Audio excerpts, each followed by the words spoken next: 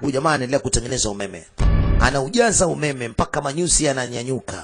Anajaza umeme ili afanye kazi yake. Samani mabwana kidogo. Sasa wanamwambia kama hataweza kutoa hiyo gari atampiga risasi sasa. Bwana mdogo anaendelea kujaza umeme. Baada ya kujaza umeme ukawa nganganga, piga gari ile akapiga shoti. Na jamaa wote wakaenda chini kwa sababu unajua wanatumia umeme hawa wanatumia umeme, kwa hiyo wakazimwa. Gari haiwaki tena kwa sababu tayari imeshapigwa umeme, na gari hizi kwa sasa hivi zinatumia umeme kwa kiasi kikubwa. Kwa hiyo haiwezi ikawaka tena. Kana aje kuwatia shoti hao jamaa. Hao jamaa aliwazuia, lakini Kana nitakuwa kuja kuwapiga shoti. Kazi inaendelea. Mama anawamungunyua. Yaani akishika chochote kile chenye chuma anamungunyua.